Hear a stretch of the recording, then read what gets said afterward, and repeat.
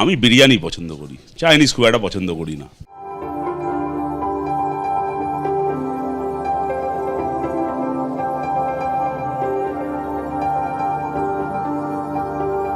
খেতে ভালোবাসেন বিরিয়ানি, তবে ভোটের উত্তাপে এখন আর বাইরের খাবার খাচ্ছেন না সিপিএম এর তরুণ নেতা সায়নদীপ মিত্র।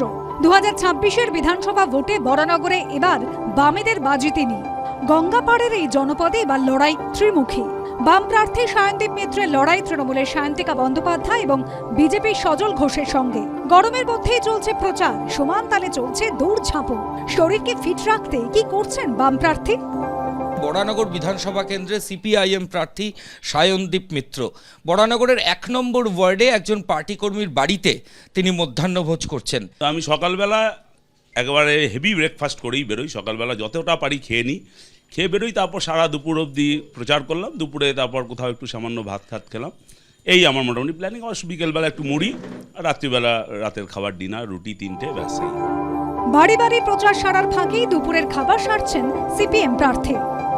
মেনুতে ভাত, ডাল, সবজি, আলু ভাজা, বেগুন ভাজা, পটল ভাজা, পাবদা মাছ, টক দই। পুষ্টিবিদদের মতে ভাতে থাকে প্রচুর পরিমাণ কার্বোহাইড্রেট, প্রোটিন, ভিটামিন এবং খনিজ। ডালে রয়েছে প্রোটিন, শাকসবজিতে রয়েছে প্রচুর পরিমাণে ভিটামিন এ, সি এবং ফাইবার। মাছের প্রোটিনের পাশাপাশি রয়েছে ওমেগা 3 ফ্যাটি অ্যাসিড। টক দইয়ে রয়েছে প্রচুর পরিমাণে ক্যালসিয়াম এবং ল্যাকটিক অ্যাসিড। ডাল আর সবজি, আর তার সঙ্গে আজকে এটা বাড়তি পাওনা হলো যে ঘি, বেগুন ভাজা, পটল ভাজা, মানে অসাধারণ মেনু। আমার খুব খেতে এগুলো ভালো লাগে। আমি যারা আমাদের কমরেডরা এখানে এই অ্যারেঞ্জমেন্ট করেছেন খাওয়ার জন্য, আমি ধন্যবাদ জানি। দুর্দান্ত মেনু, আমার পছন্দের মেনু। লড়াইটা কঠিন। ভোটের ময়দানে শরীরকে ফিট রাখতে চেষ্টার কুশল নেই সায়নদীপ মিত্রের। ময়ূক ঠাকুর চক্রবর্তীর রিপোর্ট, এবিপি আনন্দ, কলকাতা।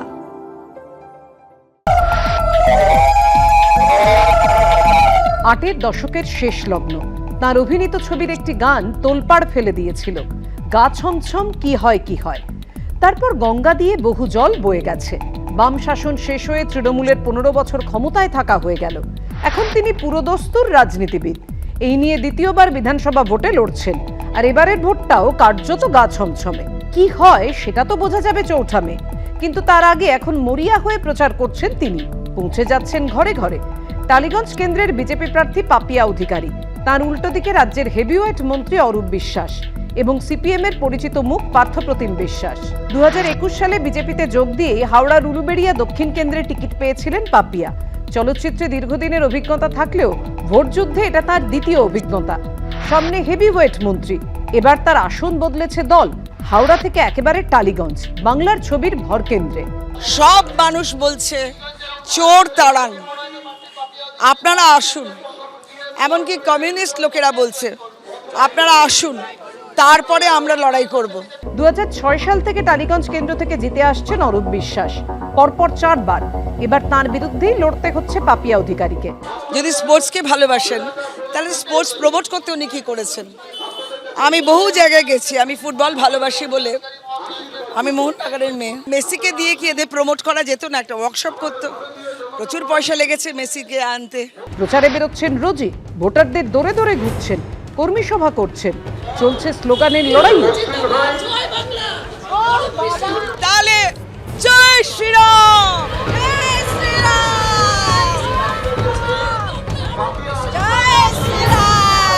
এই কেন্দ্রে এবার ত্রিমুখী লড়াই। টালিগঞ্জ কাকে বেছে নিল তা জানতে অপেক্ষা করতে হবে 4 মে পর্যন্ত। অধিকার কে কাকে দেয়? পৃথিবীর ইতিহাসে কবে কোন অধিকার বিনা সংগ্রামে শুধু চেয়ে পাওয়া যায়? শুধু চেয়ে পাওয়া যায়? কখনোই নয়, কোনোদিনই নয়। অধিকার কেড়ে নিতে হয়, অধিকার লড়ে নিতে হয়। এবিপি আনন্দ। এবিপি আনন্দ, এগিয়ে থাকে, এগিয়ে রাখে।